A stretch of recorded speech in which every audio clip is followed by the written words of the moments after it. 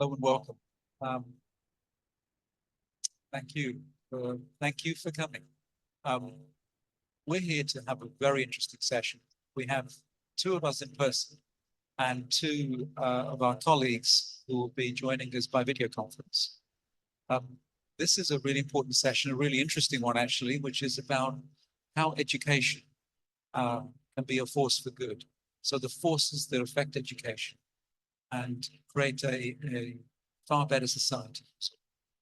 I'm delighted that we're in Istanbul and we're running this session. And I'm going to ask each of my esteemed colleagues on the panel to introduce themselves in a moment. This panel covers policy, politics, economists. We also have financial investors. So we have a broad range of thoughts, ideas, covering 3 continents, from the Middle East, from Europe, from India too. And so I expect you to have a lot of food for thought as a result of this conversation. Let me start by introducing myself. I'm Ketan from the World Academy of Art and Science, part of the leadership team at the Academy. Our work, as you know, is based on peace and security and creating a more secure, sustainable future.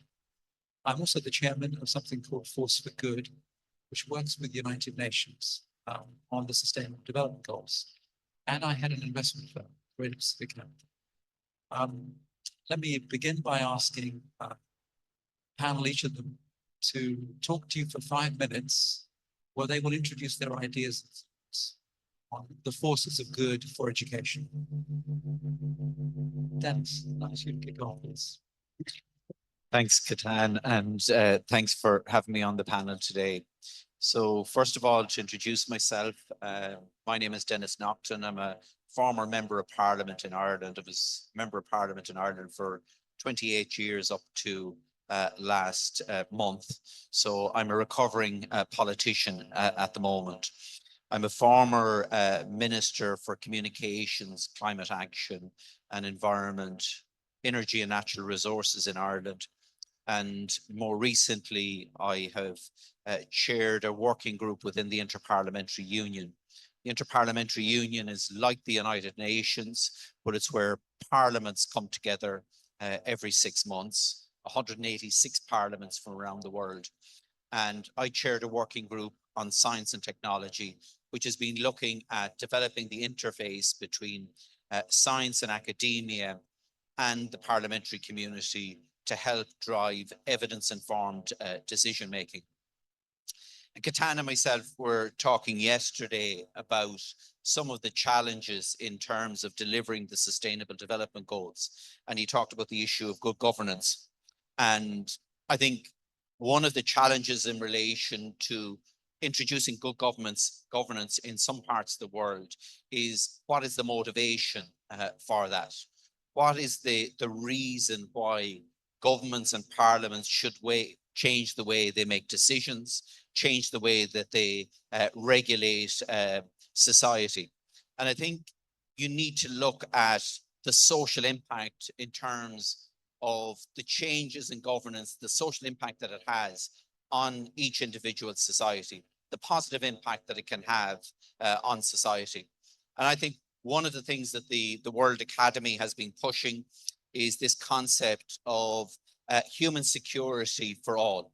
And human security is a mindset change, really putting the individual at the center of problem solving, looking at a problem from the perspective of an individual and their well-being, and developing policy from that concept up. And I think in terms of changes in relation to governance, this is an approach that can be taken very effectively in convincing parliamentarians and convincing governments to change the way that they regulate their particular society. I think what human security does, and we've developed within the Inter-Parliamentary Union a toolkit for parliamentarians on applying human security, particularly in the whole area of peace building. But it improves our understanding of the changes that need to be made and the impact that they will have. It facilitates us in being able to communicate that with our constituents, and to be able to advocate for action. And in my own role as minister, I had a similar challenge to deal with in terms of governance in Ireland. I was the minister in charge of energy and environment policy, and the regulatory and governance changes that we make today will only have an impact in 10 or 15 years' time. And a lot of the time, the officials that I was working with within my department would make a choice that had long-term repercussions for Irish society, the Irish economy, but they were only looking at the short-term decision in terms of the change in the governance today, not looking at the long-term implications.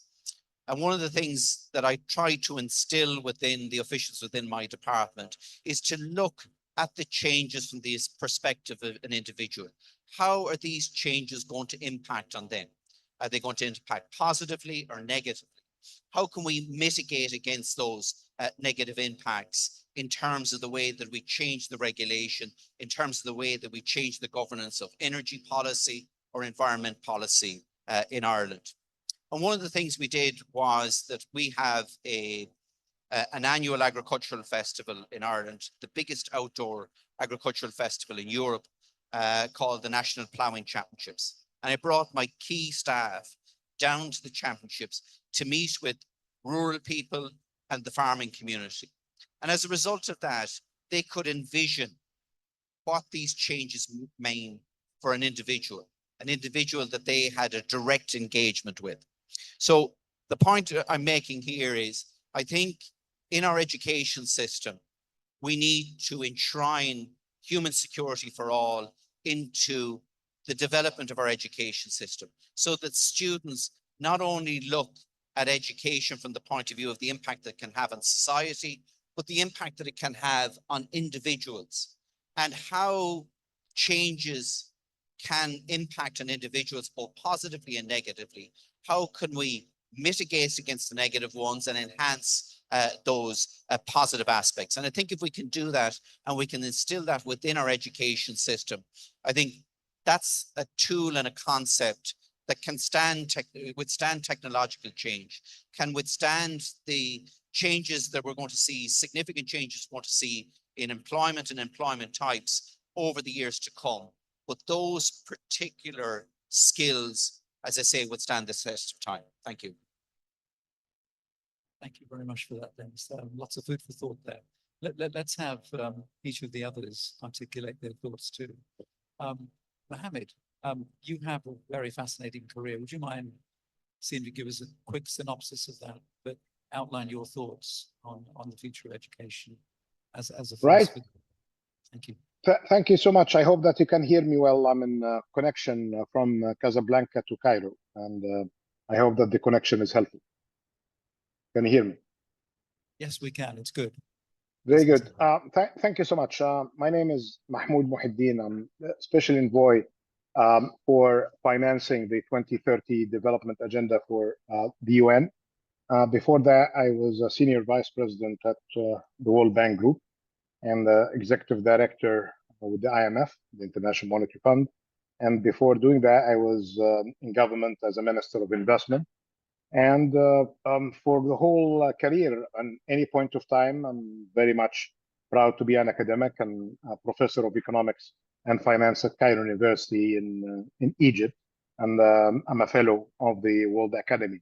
And let me build on the excellent points just shared now by the Honorable Minister in his points of emphasis and the role of governance and government in enhancing the opportunities for education for all.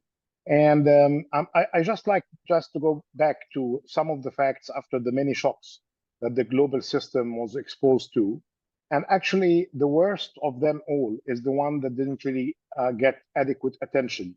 People talk for good reasons about the impact of the health shock and its impact on education, especially on prioritization of spending in different areas, good for health and the mitigation of the pandemic. But some countries had to cut from the education spending.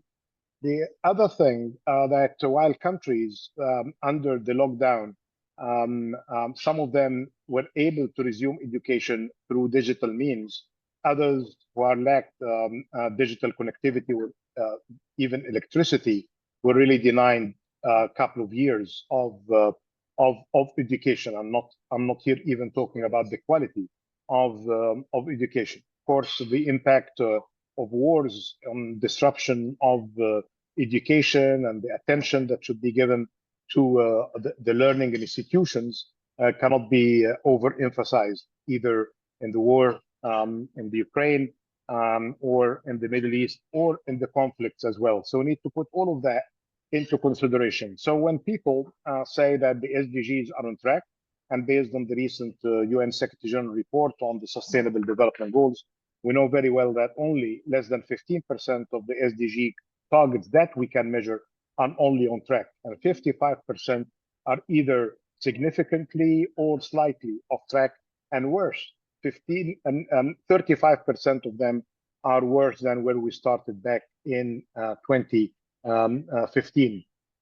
Problem is, I was saying that there are shocks to the system like wars and pandemic, but I would say that one of the worst causes of concern, and this unfortunately with a lasting impact, is the issue of implications of debt in the global south. A recent World Bank UNESCO report is reminding us that under the education finance watch, there is a growing weight of debt servicing. We know countries in Africa spending more on debt service, or even just the interest on debt, more than what they spend on education and health put together, as per a recent report by UNCTAD. And we're coming with very much concerning gaps as well when it comes to learning in per capita income. So say for Ireland, for instance, an OECD advanced economy, the average for high income countries is around $8,500 per annum, compared to $55 per annum for learners back in 2022. Good for Ireland and the countries in the advanced economies, and we need to do even more than that, and prioritizing education, as the minister said. But what we need really to be concerned about is the kind of share of spending for education and education facilities, and the educators as well, in the countries of low income and low middle income countries. What can we do then about it? Of course, we can go on forever complaining, but this is a kind of work that has to come under the implementation of theories of change. And for change to happen, we need three elements. We need finance on abundance from public and private sources, including from businesses and philanthropies.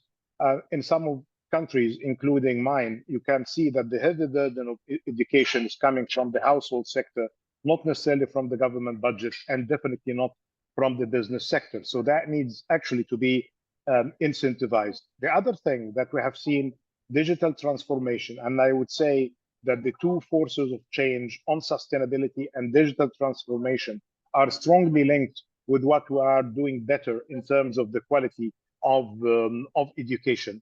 And actually, it is not just a problem for developing economies.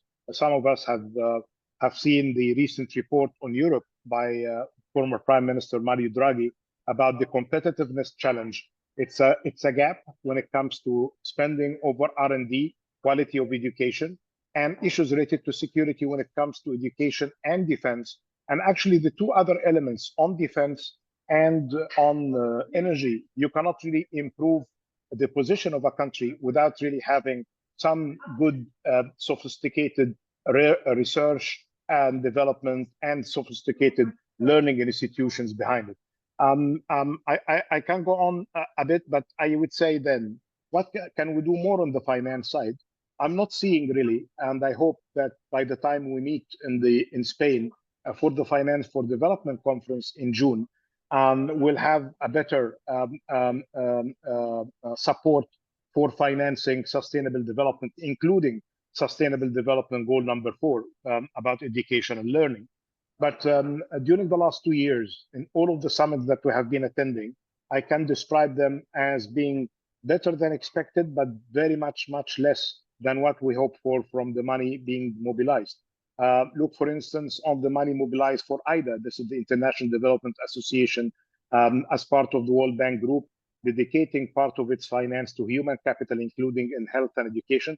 They only managed to mobilize 100 billion. In real terms, this is much less than the previous figure of around 90 billion of the last replenishment. The same for other matters that could benefit as well, education in different ways in different replenishments. So I think we need really to go to the drawing board and see how can mobilize finance better. But while we are doing that, I think the best thing that we can do is to minimize the harm of debt, external debt. And there are many good models that we can adopt debt reduction mechanisms through swaps for investments in education, learning, and in culture. There could be as well some better ways of enhancing investment in technology and partnerships for sharing knowledge. Unfortunately, given the polarization of the world that we're living in, some of the areas of education have been restricted by some of the advanced economies, and that needs to change.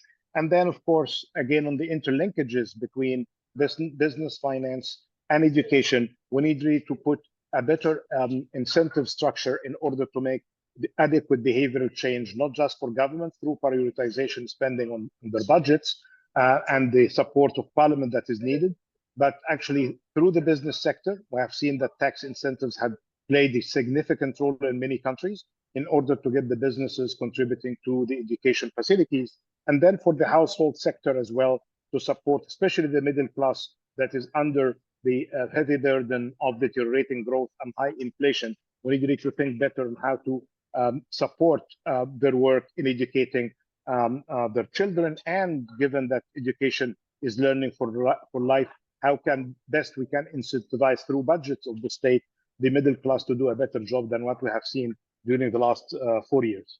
Over to you. Thank you.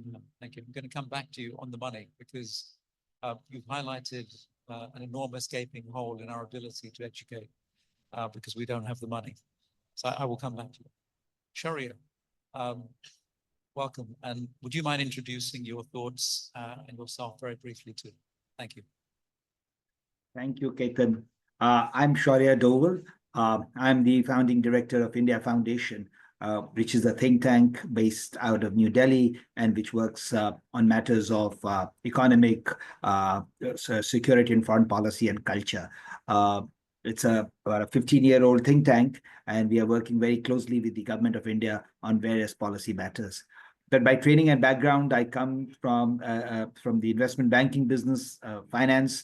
I have been an investment banker with Morgan Stanley, GE Capital, and I worked across both New York and London for a long period of time. So when I look at this topic of the role of business particularly, and finance and capital in terms of education, I'm quite struck that in the times to come, why these are such essential constituents of the society and the agenda for social development goals. You see, if you think about it, for any society to be sustainable, the private sector has a very important role.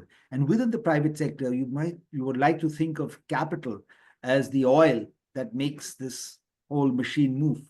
And where the world that we are heading towards, it's the tech, which is really now the machine of the future. And then if you put both this machine and the oil together, business is the architecture where that system that brings this oil and the machine, which must work in tandem to be able to deliver the business goals. But what are the business goals? Is business goal purely maximization of shareholder returns, as historically we have understood in capitalism? And to that extent, we see some of the biggest inequalities in our world today, forcing us to really think about matters like this, because we today have inequality which is tearing the developed society apart. But that's not limited to only that. It's leaving the entire global south behind. And therefore, I think as a practitioner of finance and a practitioner of business, I actually realized that why it is so important that technology and capital play a very important role in education, and the role that they will have to play in the future.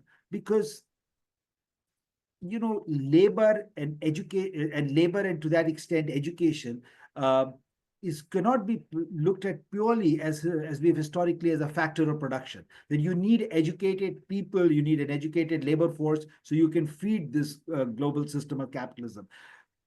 Actually, this has led to a situation where today tech is really thinking of replacing humans, of replacing education, of replacing the labor force by saying technology and AI will replace man in this factor of production, because it's more efficient and it's more what I'd say economical.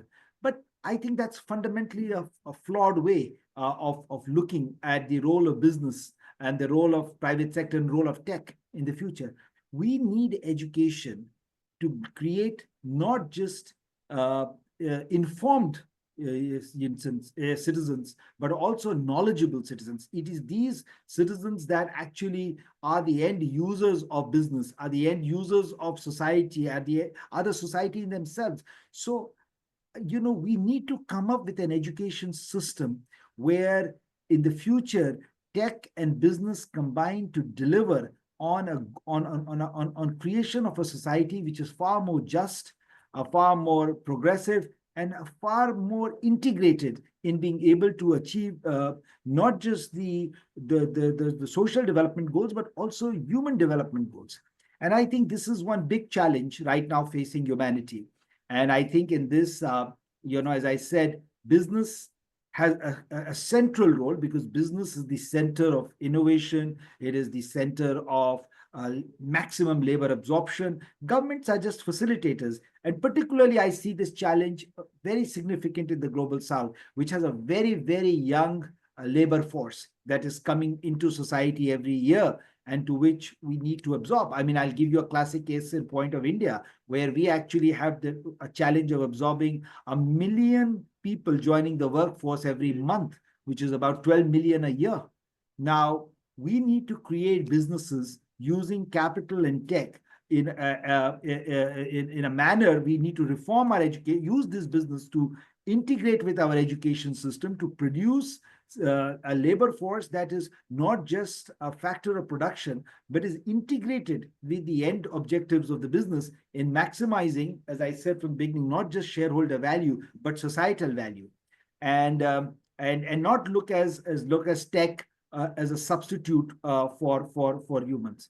So, and I think if business fails to meet this challenge of our times, then we are looking at a world which will further enhance the inequality and further increase the level of strife that is we are starting to witness across societies all over the world. And I just think that this is just the start of the economics order that we have put in place. And if it is not corrected, and I think the only correction can happen through education, is not corrected real time by policy planners, by politicians, by industry leaders, by academics, then I think the world is looking at a very, very grim future for the coming generations.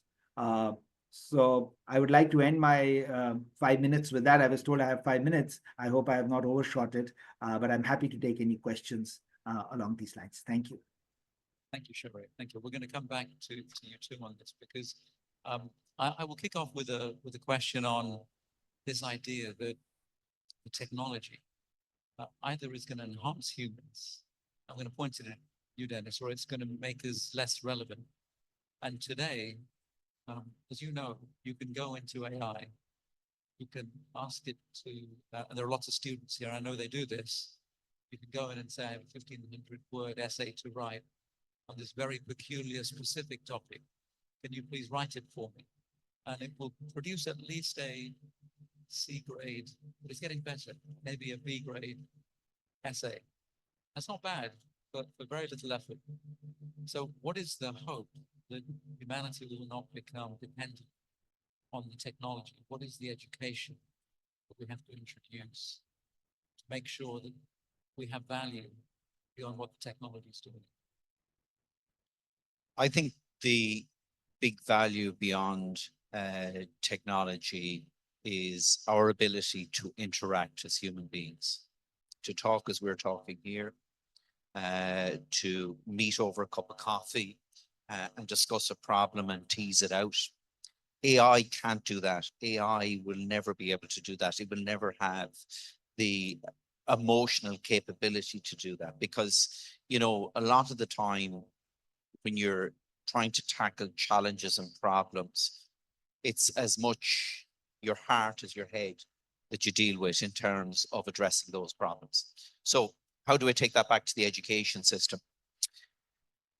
I see today more and more people becoming part of the crown generation. That's the crown on the top of your head because they're walking around with their head down, watching and reading the device rather than engaging eye to eye with people. And I think there is a huge opportunity for our education system to skill society with that ability to engage, that ability to mediate, that ability to interact with other human beings, to step into their shoes and see a challenge and a problem from their perspective. AI will never be able to do that. And no knowledge will ever be able to overcome that particular ability and skill. I think that needs to be instilled within our education system. And I think that's the one thing that will stand the test of time. Yes, technology is going to change and jobs that are there today may not be there in 10, 15 years' time. But that ability to interact with other individuals from different parts of the world, from different communities, that's a skill that will stand the test of time.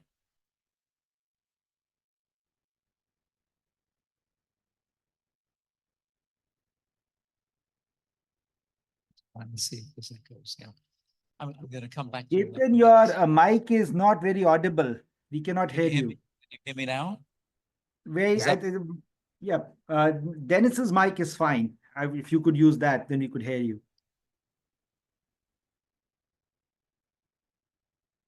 I'm going to point the next question at Mohammed. Mohammed, the statistics say 250 million children are out of school. And as you said, nearly 100 billion is a shortfall for low and low income, low middle income countries in terms of education funds.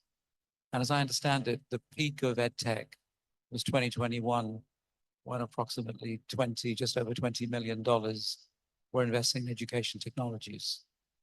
That this year has dropped to not very much at all. I think 20 billion, sorry, it's dropped to maybe $1 billion or less than $1 billion.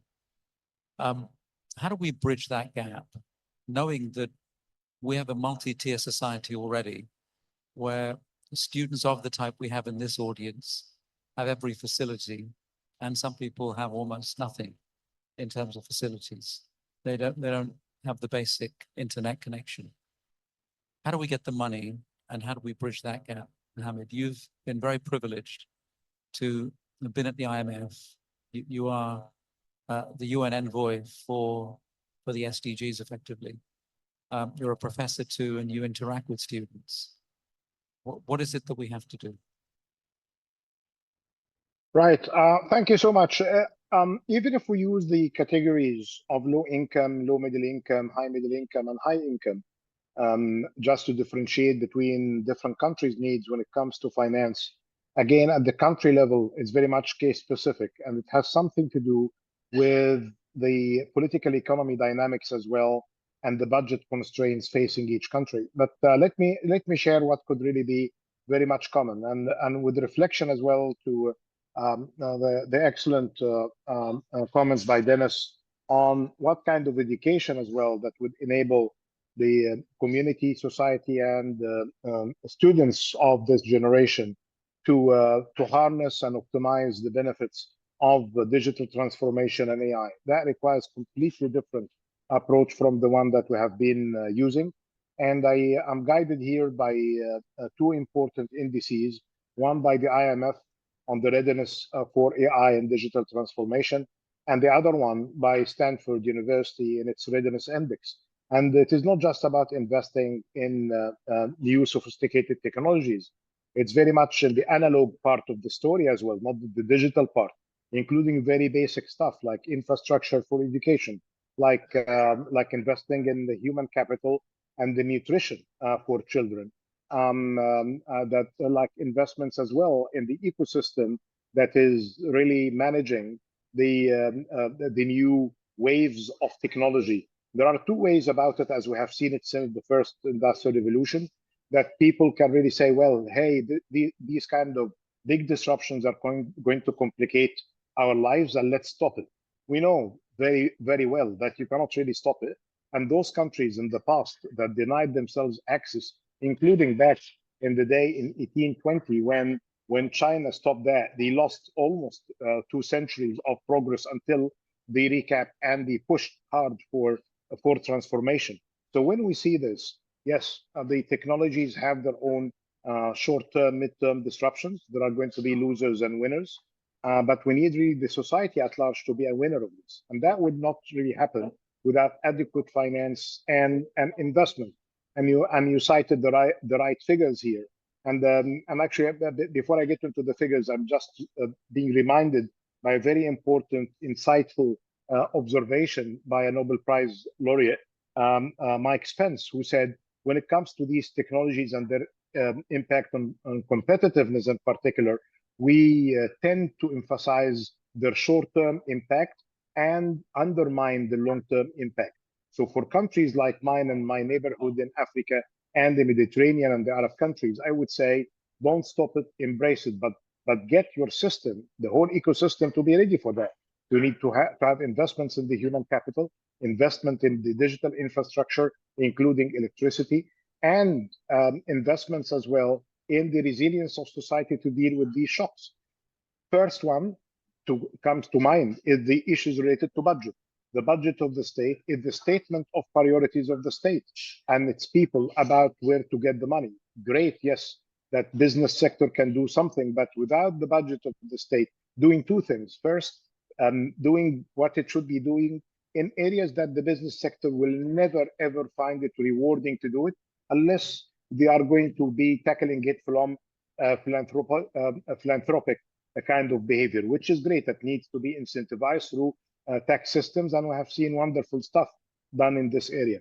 But the budget of the state needs really to prioritize education and health more than ever before, including putting a floor on what we should be spending as a portion of the budget and doing more on the local budgets as well, not just the national budget. The second one is to, through the state budget again, we need to incentivize the private sector to do a better job than what it does now. I think Shaurya mentioned what the business sector can do in different ways. As philanthropies, this could be one. But the other thing is basically operationalizing SDG 17 on partnerships that we have seen very good, successful partnership. I was at Warwick University, and what distinguished Warwick from other universities in the UK, this kind of strong partnership between the industry based in Coventry, Birmingham, and the West Midlands, compared to other universities that were not really linked to the industry in terms of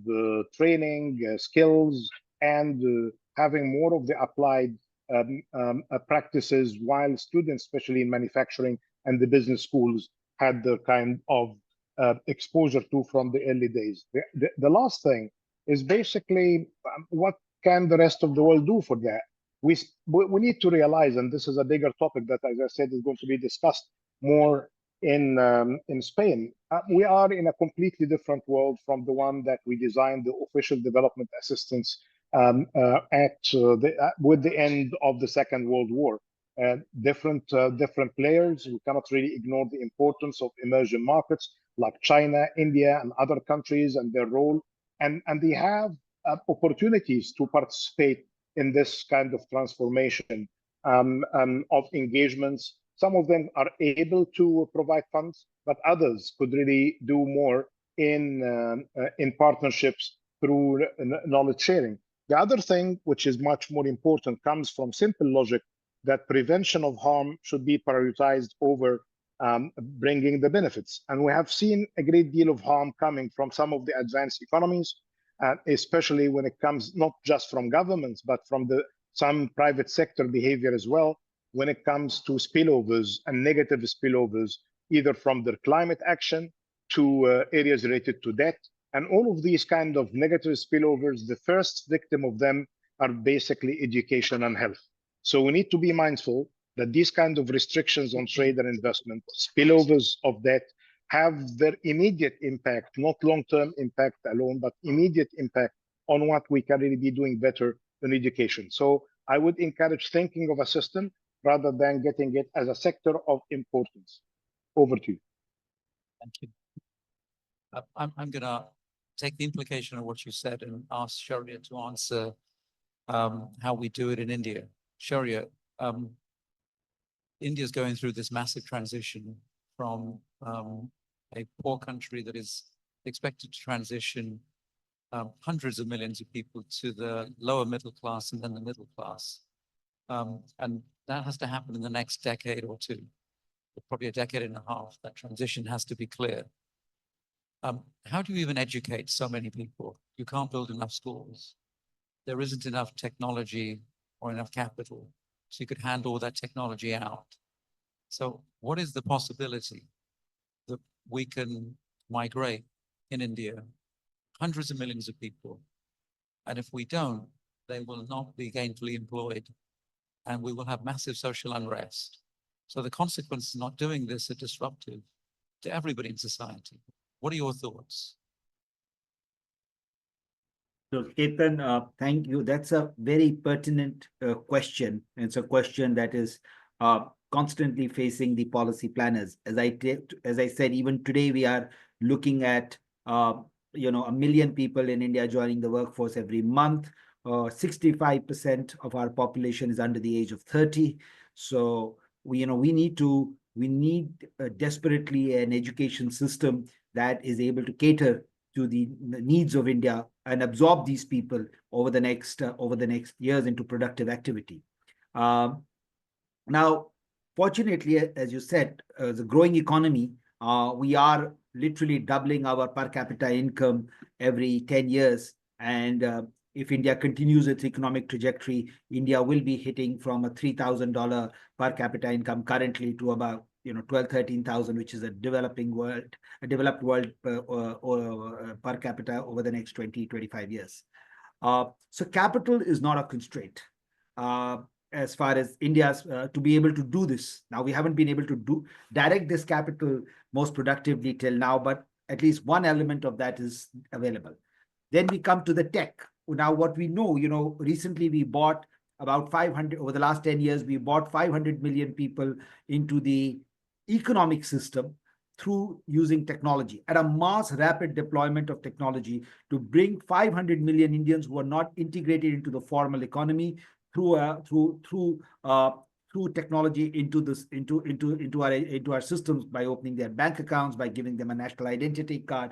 So what we have learned is that technology allows you to scale up big time solutions in emerging markets. Now, the question is, if you have the capital and you have the potential technology, can you now combine these two to be able to bring education in a manner that you create a productive employment and productive engagement? I'm not just saying employment, productive engagement at all levels for a youthful society. I think this is where the role of India's private sector becomes very important, and that's why this session is very pertinent, because what we do realize is that the government can just be an enabler.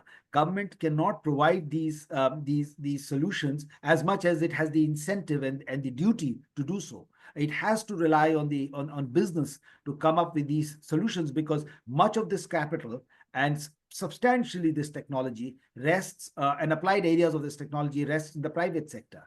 But the private sector today, in its current configuration, does not have the kind of economic incentives or the business incentives to be able to do so. And I think, yeah, you know, and unfortunately for India, failure is not an option. You know, India has to come up with a solution in real time to be able to solve this conundrum. And I think if India does, as it has demonstrated with its economic integration of 500 million people, that it can be done, India will provide a solution to the entire global South, because this problem is not just confined to India. This problem will manifest itself in big time in other parts of the world, which might not have the luxury of a fast-growing economy and a technological base. So, you know, this is India's challenge, and India is experimenting with many such ideas. Unfortunately, I have no one such idea that I can tell you that we have been able to successfully scale up. But we do know, and we have to find answers, that it has to be technology led. And to that extent, that is clear, technology and private sector led. Sure, that's very interesting. And Denis, I'm just going to pre-warn you, I'm going to ask you, do Europeans really want to work hard anymore?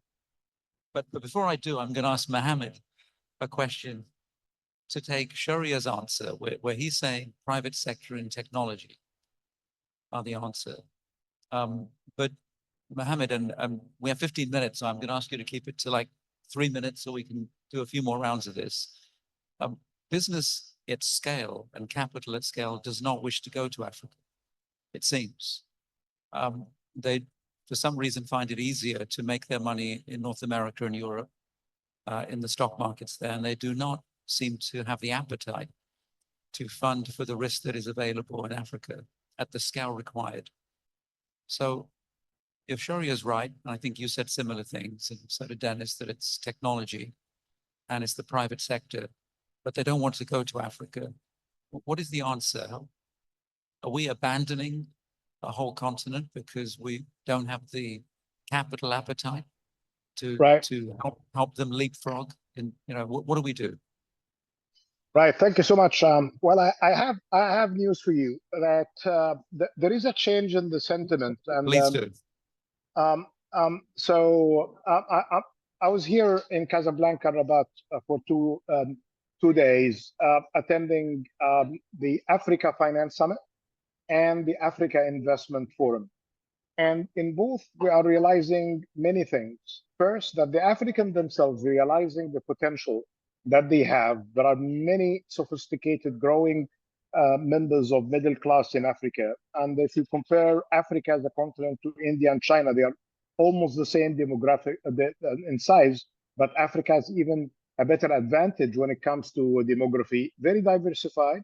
Many countries are doing better than others. It's more than 50 countries, as you know. It's not one country like India or China. But again, there is a great deal of diversity there, and there is a very much aspiring middle class to do better for themselves and for their family. This is one. Second, that the continent has been for quite some time victim of negative perception.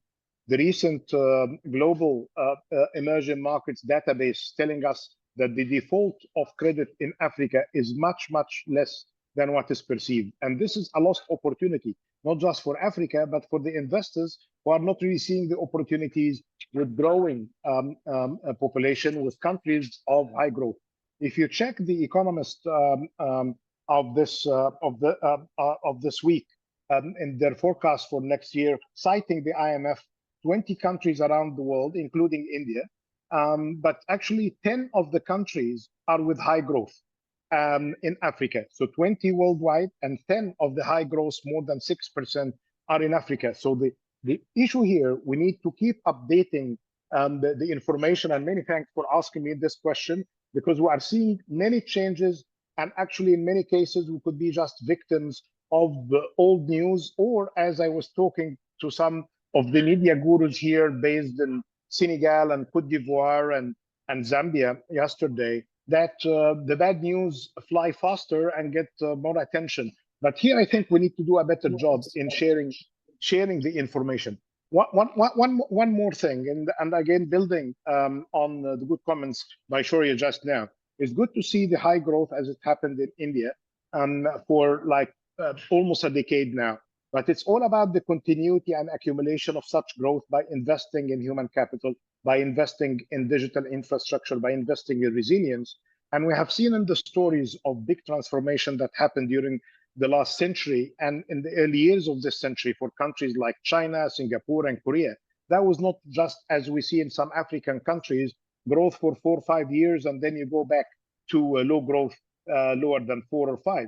You need to have a minimum of 7% of real growth by investing in the human capital and by the infrastructure to be taking a priority as well. But here, it's basically the division of labor. I'm seeing governments crowding out the private sector from some areas. And because of that crowding out, they spend less on education. That should really primarily come from the public sector, with private sector to be incentivized to do more trusts and more endowments. You are in a country, in Istanbul, one of the most beautiful airports in the world is in Istanbul. It's a PPP, it's public-private partnership.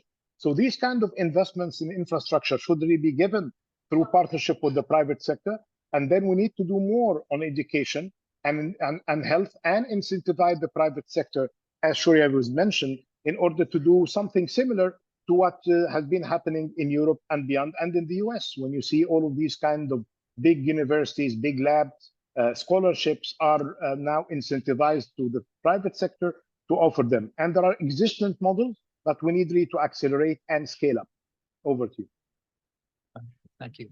That was a cheeky question on my part, in the sense that how can we possibly leave 1 billion people behind anywhere in the world?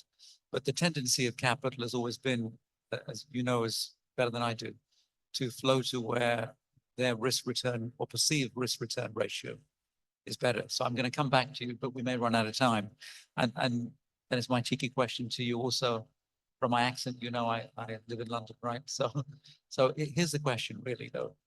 If AI makes life easier for a student to pass the exams that we have today, we clearly need the curricula to change so that we start to ask very different questions. But we also know that COVID broke the habit of people coming to work. And sometimes it's a good thing, right? That they can lead a life from somewhere else, they still fit the work in and so on. But the lifestyles have changed. Your generation and my generation were happy to work 80 hours a week because we thought it was righteous to do so. But this generation doesn't really believe that. So what is the future when India believes somehow failure is not a possibility? It's not an option. They have to somehow use private sector capital and technology to raise hundreds of millions of people or face massive unrest. Africa is after that, expects to find all the pockets of good investments, attract the capital, and be bursting with energy to come on the world stage. Europe had that time, but Europe is one of the most important regions of the world for stability, peace, and unity, the union itself. So what will sustain the energy of Europe in terms of education and the next generation coming through to play their role? Very simple question that you're asking me. Just can I come back on one point first of all, and then I'll come to that question. I think the one big advantage with technology is that it can overcome some of the geographical barriers that we're talking about, whether it's in India or in Africa. But in order to achieve that, you need to put the investment into the basic infrastructure, connectivity and electricity. They're two vitally important pieces of infrastructure that need to be built out to a far greater extent in India and especially so in Africa. And coming back to my original point, I think if you can develop a good governance model in these countries, that will facilitate private sector investment coming in, putting the investment into the infrastructure, because infrastructure is a very easy return in terms of the investment, in terms of capital investment over a period of time, if the governance structure is right. And that then will facilitate the build out of the digital economy, both in terms of employment and in terms of education. Coming to the question that you have asked me, there is a huge challenge absolutely in Europe. Lifestyle has changed significantly since COVID. People are now more focused on well-being, and it's a word that people are discussing far more. I think what you're going to see happen, particularly in Europe, is people working smarter, utilizing AI, and trying to use what is innately human to build on top of what the AI can generate. And absolutely, the European economy is going to have to reinvent itself, because a lot of what our economy has been built on to date is going to be overtaken by AI, is going to be overtaken by innovation in the likes of India and Africa, as the digital landscape levels up. And there's going to have to be a new iteration of the European economy if we're going to be able to succeed. What we need to do within our education system then is to develop the skills of innovation, the ability to adapt and the ability to innovate. Those two skills are skills, I believe, that will stand the test of time. Thank you. Look, we're in the last 5 or 10 minutes, so I'm going to try and ask you just to headline. I'll ask you a question now, please. Just headline it with your deepest insight for the group here that are watching. Mohammed, to interconnect, to connect all the countries electronically, as Denis says, in Africa, is a huge undertaking and a massive infrastructure investment. And you have understood this problem for a very long time.